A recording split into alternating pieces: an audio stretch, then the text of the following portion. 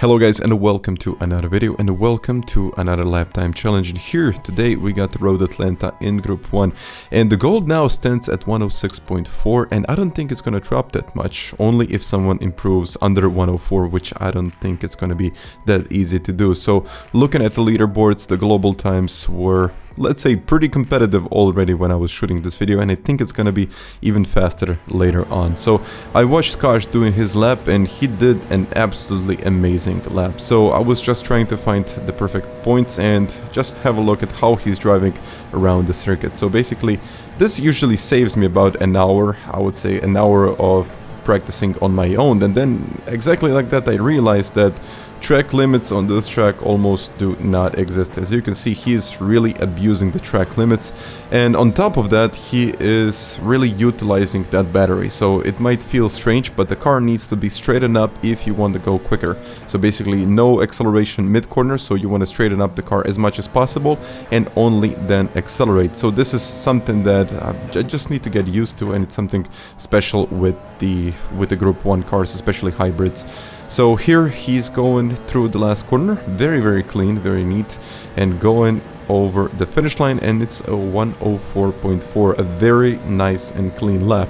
And then later I just look at the track limits and actually wanted to have a look at what is he doing and how is he achieving something like that.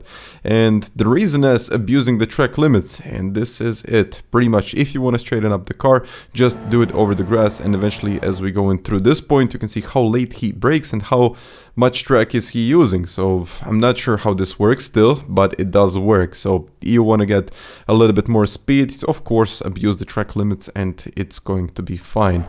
I guess it's not fine because it's not supposed to be like that in real life, but it is in the game. So what can I say? If you can use it, use it. So this is another example of the last corner, and then it was my turn. So I did a couple of laps before this one, actually they're like 100 kilometers, and in the end I was able to get this lap. So no, actually this is a reference, but there is no braking in here. So you just need to lift a little bit in the middle of the corner. I think I kind of lifted a little bit too much. The goal is to catch the curb.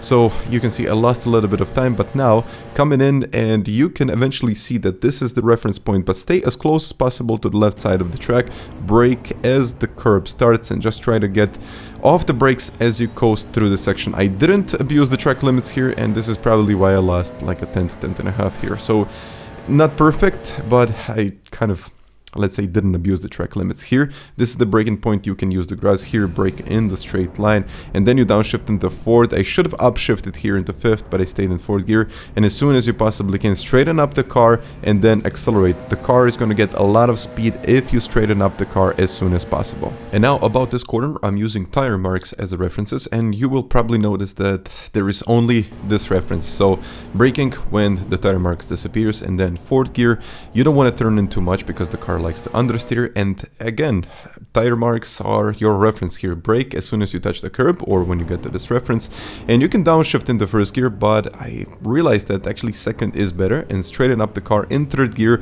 and using this curb on the left really does help with rotation and the acceleration. I actually had a pretty decent one, and it got me to the last point on the track, and that's the 100 mark. So usually I brake a little bit before 105, 110, and you can touch the curb on the right, you don't have to, but it's crucial to cut this part. You can see how much am I cutting it, and then third gear on the way out you can lift a little bit, but the goal is always straighten up the car, fourth gear, and minimize the distance to get to the finish line. So basically this was the lap 104.8. I think it was a pretty decent one in the end. I think it can go, of course it can always go a little bit faster. It got me to 6th place in the world when I was shooting this video, and I think in the end it can be a little bit faster. But if you want to know more about hybrids and how they recharge, you can as well watch my next video, which is going to be down in the description as well as in the link here.